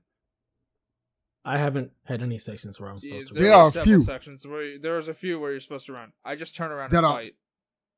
That are awesome. Like there's one where you're in the caves and the tunnels. Yes. Which is incredible. Speaking of, by the way, the tension when Ellie's mask broke and Dina went to pull hers off, I was like, don't you do it. Don't you do it. Yeah. Those sections were good. Yeah. The whole thing. Also, I love that they actually touched on the fact that like Ellie can't get other people infected. Yeah. Read again, like we said last episode. Read her diary. Yeah. Open it up and just go back pages and read it all because it's really cool. Especially in flashbacks. When you're in the flashbacks, read her diary. Yeah. So yeah, we've gone through this world. We're looking for Tommy. We don't quite find him. We get back after going through all the tunnels and the catacombs and all that stuff. Ellie's mask comes off. Dina's like, "Oh God, we can share," and she has to reveal to her that the story that she told her about her not being or her being immune was not a lie. And then you find out that Dina's pregnant. Yeah, which called I didn't do it. Called. Yeah. Wasn't me. All right. I mean, not counting out the fact that in that world you'd be like 70 years old. Why are you aging me up that old? I mean, because also that's creepy. That's what 70-year-old devil would not be definitely doing that at all. That was the point I was making, but also the fact that like I don't think you'd be alive in the world of The Last of Us, Delvin. I'm sorry. Why are you trying to kill me off? I don't think any of us would be alive in the world of I The would Last of Us. 100% be alive. I'd be Isaac. Just to piss y'all off. I'd be Isaac. Let's go. All right. Can't stand that man either, but gee, I wonder why. Point being though is that it's done tastefully. The fact that she had to hide her, or Joel wanted her to hide the fact that she was immune. Although I can't say I would disagree with his opinion there, because as some people in Jackson are not great. Yeah, I mean, yeah, that would have been. I'm just gonna call out the man you meet that like gives you the sandwiches that Ellie tastefully calls bigot sandwiches. That man can be shoved into a pit of fire. Yeah, just like the real world, people suck. Period. It is what it is. People suck. Stop sucking, people. So yeah, Dina's pregnant. You're in the theater. Yes, they have like kind of a blow up moment. Yeah. Yeah. Ellie feels kind of bad about it. You go searching around. You turn on a radio or whatnot. You find a guitar. The guitar, man. Yes, oof, I love it. Those things are. The guitar stuff is dope. The fact that the guitar in the music shop is completely missable, like you could completely miss Ellie playing that song, is amazing. That was my favorite part of the game. That's incredible, and also the fact that people are now using the guitar to just like do covers is amazing. Yeah, that's pretty crazy that they are actually like doing that. Like I've seen someone like, wow, you people have a lot of time on your hand, and you're doing that. Okay. So that was so amazing, just sitting there playing the guitar. I've only played it the one time. I don't go back to it. I went back to it once to see if she would play another song, but she doesn't. So yeah, so like if you see in her diary, she's actually writing the song. Yeah, she's writing the song that what's the guy's name who actually wrote it? So they partnered with him to write that actual song. No, not to Take On Me's. There's a song that she's actually writing in her diary. Another song. That they had. I forgot the guy's name, but I was listening to the song the other day that he wrote, and she's like writing it in game. Yeah. Oh, let me ask you this, Dev, because you'll appreciate this. Did you hear the Ice Cube reference? Yeah. That was awesome. I know Haley probably know what we're talking about. Hey, let's listen to rap. I mean, I don't listen to rap, but I'm sure if you mention what you're talking about, I might know. When you're climbing through the ducks, Mm-hmm. they're listening to Ice Cube. Today was a good day. Yeah, when you're going after Nora. Okay, when you're going after Nora, yeah, okay. No, I didn't know that was Ice Cube, but I mean, it was interesting. I did try to go back because, like, when you drop down out of that vent there, I tried to go back to the door, but it was locked. So Yeah. So yeah, Dina's pregnant. You got to go out on your own. Ellie is like unrelenting. I'm going after Abby. I don't care what you say. I understand you're pregnant and you probably need to get back, but I'm going anyway.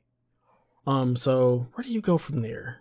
You go to like this downtown area shit. Like that's where this is after the TV station. You're going into the hospital, if I'm correct, right? Yes. At that point, you are going after Nora. Yes, you were going. Nora was before you meet up with Jesse again. Yeah, Jesse. Jesse. Like while you're on your way to the hospital, you meet up with Jesse. Meet up with Jesse. That's right. That's right. Okay. You meet up with the baby daddy. Who that is? Wow, Her baby daddy. Yes, but also no. Yeah. Sick and tired, girl. You about to get fired, girl. Also, shout out to people getting mad that they hid the fact that Joel died in like the first hour, by like filming scenes with Troy Baker for the trailers, and then people being mad that like those trailers aren't in the game because it's like, well, we could spoil the game for you in the review. Yeah. Like, well, people kind of figured it out.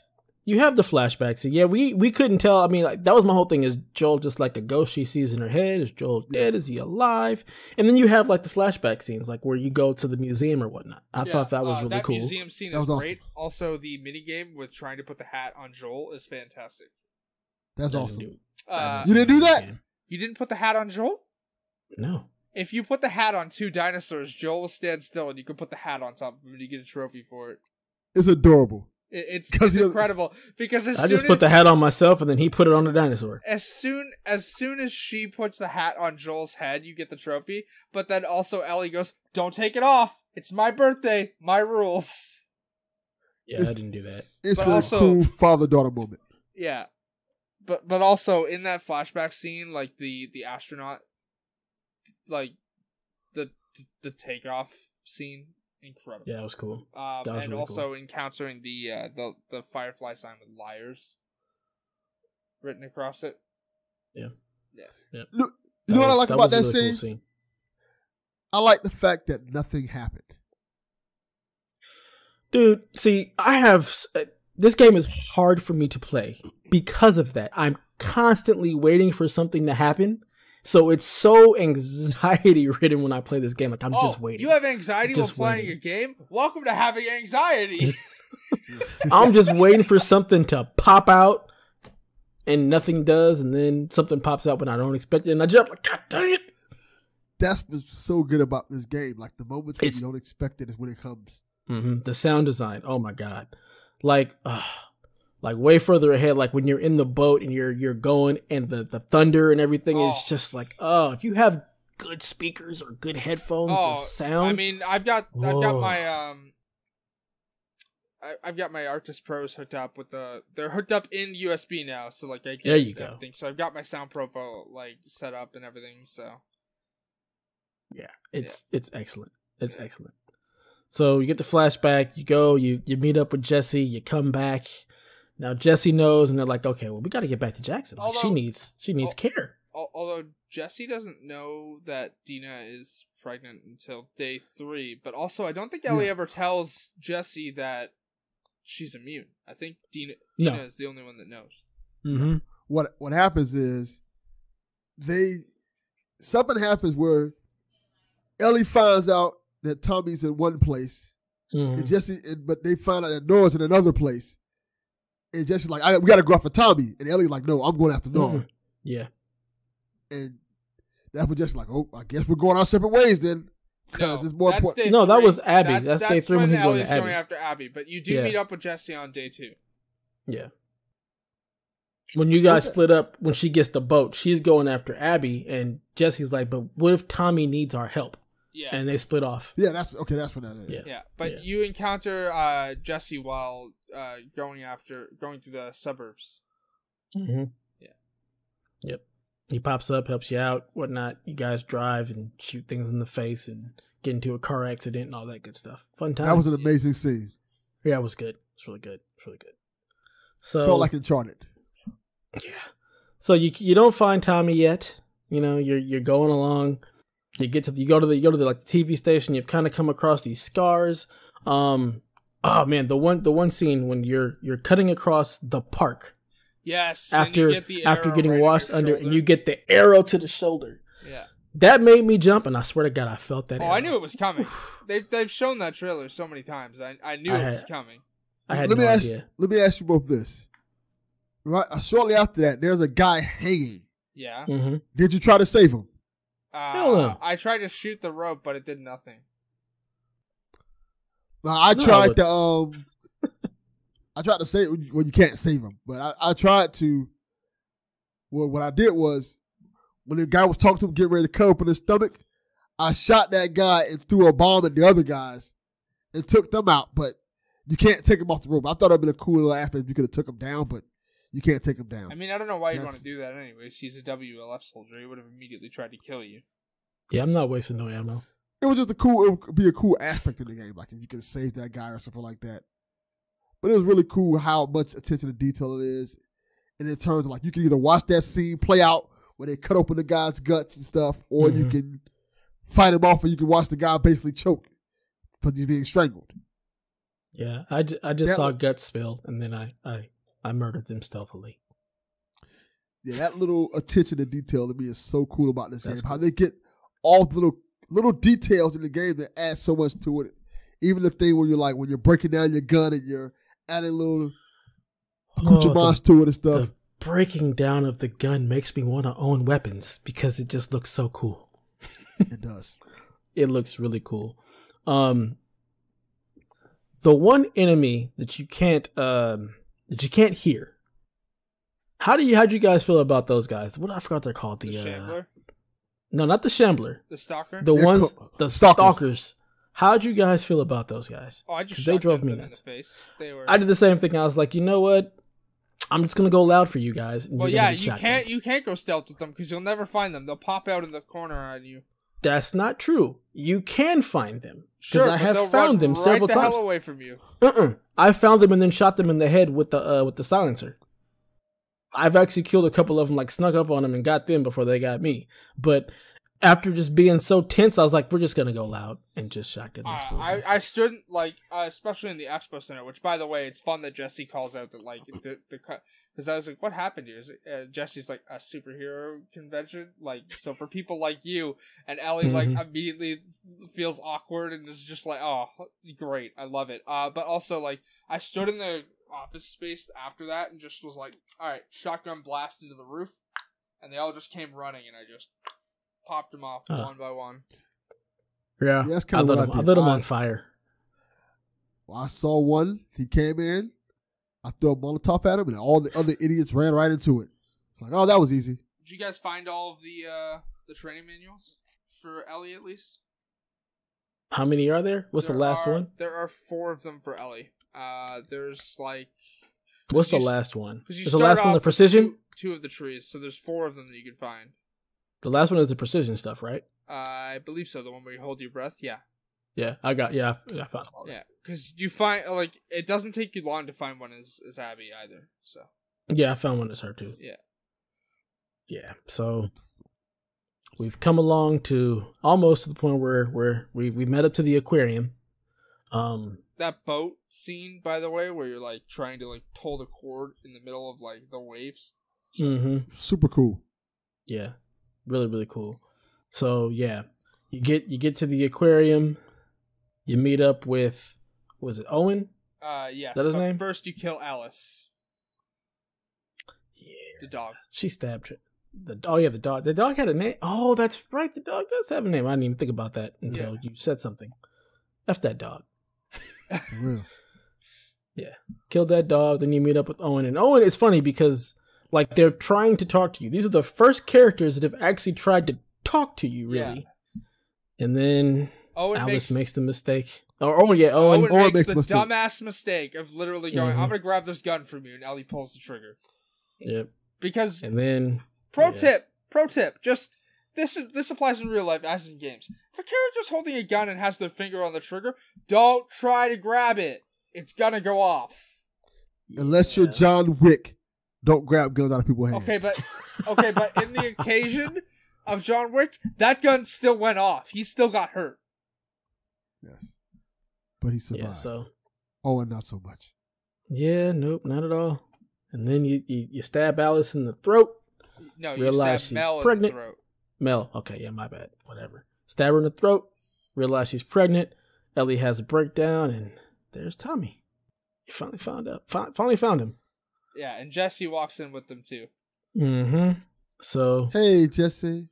Hey. So now you're back in the theater, and you're making plans to. Why nobody picked up the map? Why did they not pick up the map? Because it was an emotional moment. We're going back home. We got to get Dina some care.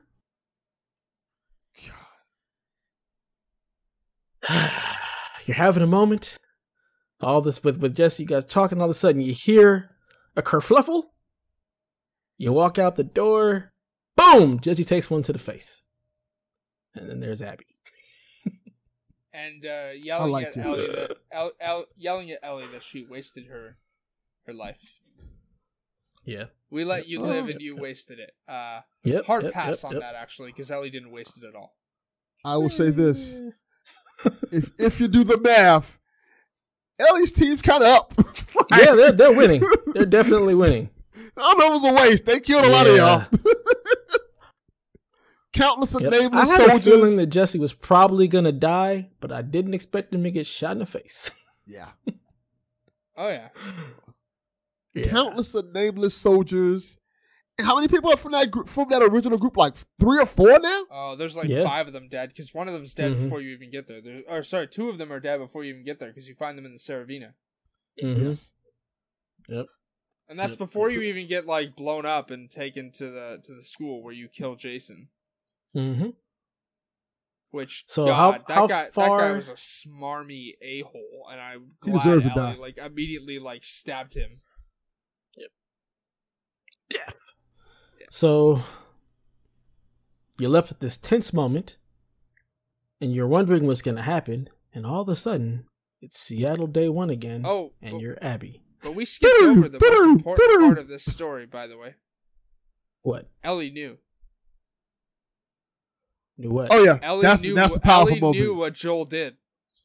Oh yeah. Oh yes. So you finally find out why there's so much tension in the beginning with Ellie and Joel, because you have that flashback scene where Joel tells Ellie finally what happened, and she at that point wants nothing to do with him. She tells him, "We're done. We're done here. I'll go back to Jackson with you, but we're done." Yeah. And by the way, just to put this out here, that's why Ellie goes on this quest. Because Ellie was ready to try and forgive Joel, and it was taken away from her before she could. Yes. And that goes back to what I was saying earlier about forgiveness. Like, super important. Yep. So, you're Abby now. Much to you guys' chagrin. Oh, Abby sucks. I hate Abby. I personally don't care. I like the story.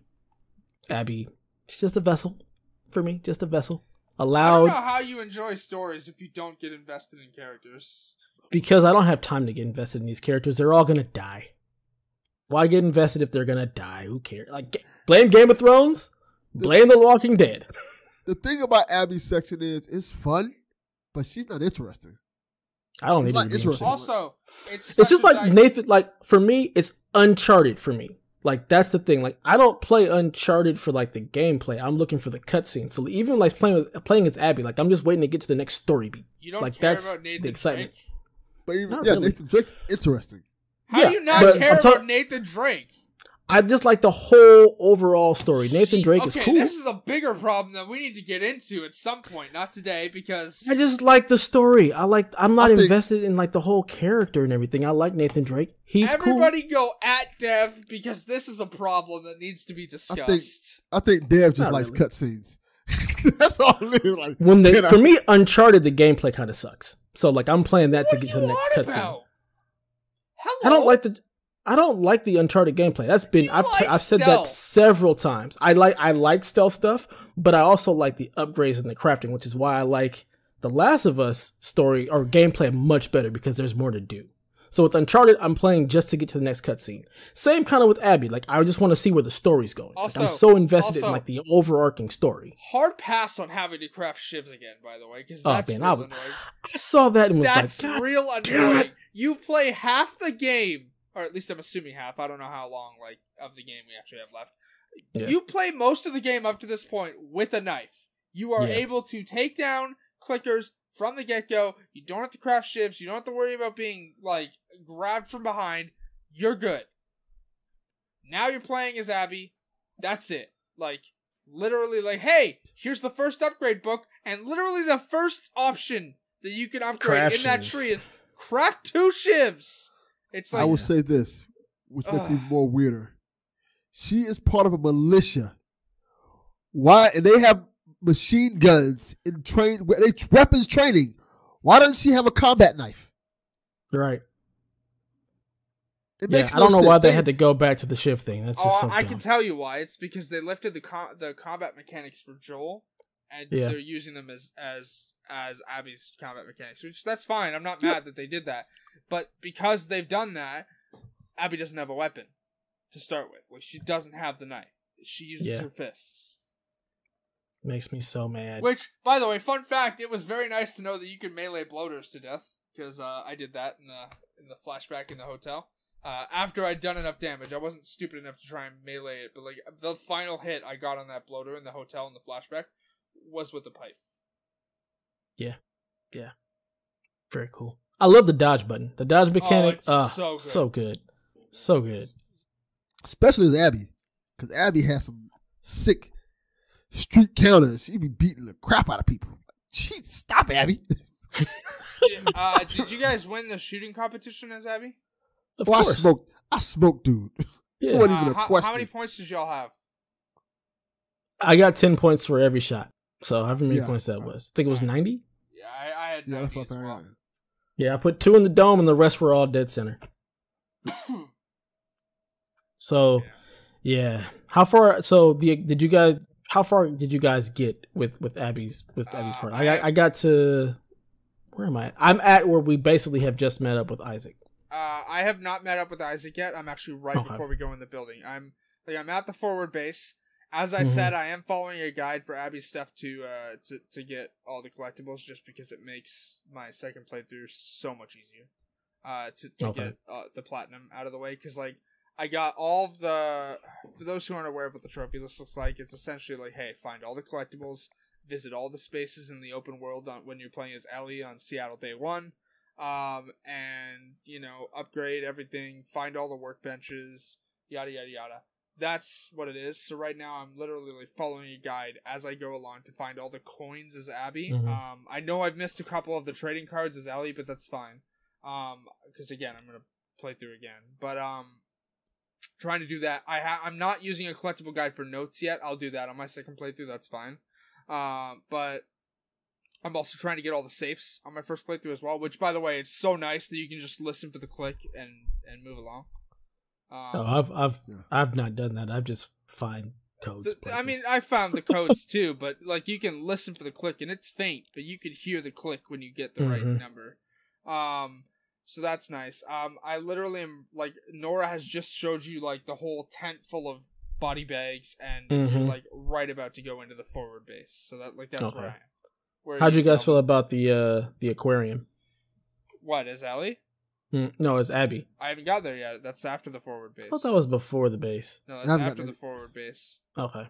Well, then I'll let you guys experience that. So yeah, we'll leave it off at here, and we'll come back and talk about it next week and see how everybody feels about the rest of the game. But up to this point, everybody except for me is pissed that you have to play as Abby. Because they hate her. She's boring. She's not good, and she works for a fascist organization. So I don't care about any of that. I mean, you should care about that. Why should I? It's a video game. I don't have to care about her working for an organization. I just want to see the climax of the story and what happens. I want to see the battle between the Scars and the WLF and how it all plays out. She has the personality Who else is gonna die? paint. No, she has the personality of a brick. Yeah, just like her hands. Brick hands. She beat people to death with. Terrible. Yeah, so we will see how this all plays out. I don't know how much more of the game we have to go, but I feel like there's still so much there's left. Probably a lot. It feels like this game is never ending. Like, it just feels like it's a long game. I'm okay with that. There's a couple scenes that I haven't seen yet that I know are still in the game, but like are from E3 trailers that I haven't seen yet. So like I know we have a ways to go. So yeah, I don't even remember watching any of the E3 trailers because I was to the point like I don't need to see anymore. I'm ready to play the game. Just give me the game. I'll wait. But so far I'm really, really digging the story. I like all of the overarching stuff. I really enjoy like the intersection of everything. I like the fact that you get to go back and see like both sides of the story and how it all like interacts. Like I'm curious as to like how Abby follows Ellie like to get to that point. Like I'm curious as to how that all pans out. So I'm not. You don't even want to know how she found her, like how, like what happened. She left the map, of course. Yeah. Like she left the map in the aquarium. That's what I said. Stupid. Dumb. That's dumb. Yeah. Well, to be continued. All right, what's on the not drop since the drop is? I have no idea. I didn't. I do know of one game that comes out this week on the drop. Iron Man VR. Oh yeah, comes out you'll play. 3rd. Oh yeah, it comes out on Friday. Are you excited for that? I'm very excited for that. Yeah, it looks pretty cool. You got your magma Iron Man armor? Or? No, I didn't get that yet. But I mean, you pre-ordered it though, right? I pre-ordered it, but the pre-order got canceled, so I got to pre-order it again. Okay, well, you might want to do that before you lose your chance on that magma Iron Man armor.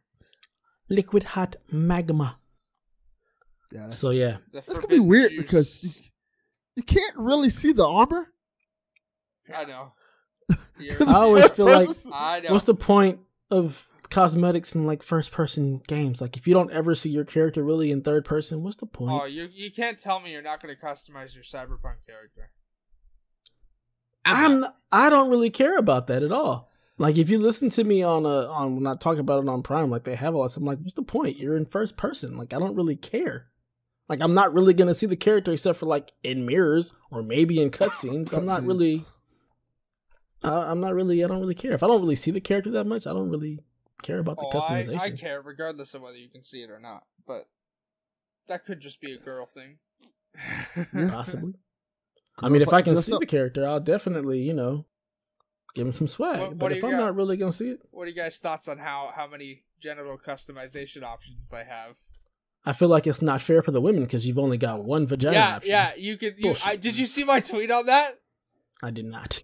It's funny because I tweeted pretty much the exact same thing. It's like only one vagina option?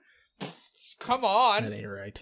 That's not right at all. Then you've got like a circumcised penis, uncircumcised penis, and then like length. You can't choose width, which, alright, I mean, that's their game. But my thing is, like, why is that even there? Like, how often are you going to be naked in the game for it to matter? There are romance options that apparently get pretty in-depth. I have a feeling this game is going to lead to some Twitch bans. I will definitely probably be skipping over all that because... Yeah, that's a little ridiculous. I don't need to see all that. Hey, you can also... There's also a slider for chest size, so...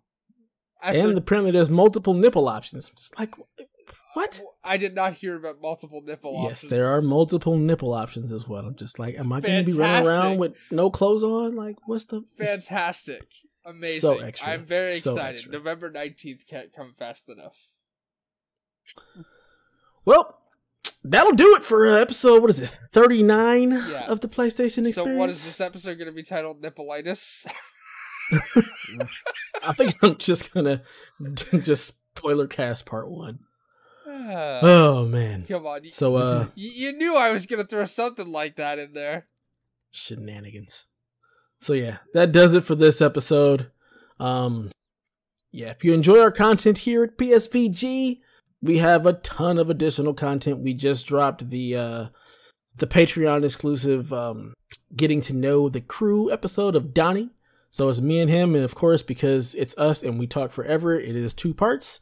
Part 1 just dropped today. So if you like our content, feel free to join us. Go over to patreon.com/PSVG, throw down your $3 and you'll be able to get all of that additional content. And with that in mind, I'd like to just give a special thank you to our producers, Edwin Callow, Barry Cathcart, Joan the Bonesaw Barboni, Chris McElfish, myself, Kyle Heyman, Paul Kellicote, Michael Masick, Grouchy Surge, and Nick Fall Harbor. If you, thank you. Thank you guys. We appreciate all that you do. We appreciate you supporting us. It means the world to us because without you, there is no us. So where can the people find you, Haley? You can find me over on Twitter at Shepard Zarel, or on your gaming platform of choice at Haley Zarel. Like I said, once I start my second playthrough of The Last of Us Part II, I will be streaming it. I just don't want spoilers while I'm playing through the game for the first time. I will warn you, though. Like I said, I'm going to be going for collectibles, so it may be a bit of a slower grind on Twitch. That's about it, though. Excellent. What about you, Delvin? Any new podcasts that you've started in the last 35 minutes? Not yet, but give me some time. Also, you can find me at a local public supermarket buying condoms and alcohol and chocolate from some old lady. Yeah, so you can experience some nippleitis. Yes. Oh. You can find me at Dat Ninja Dev pretty much everywhere. And with that, long live play.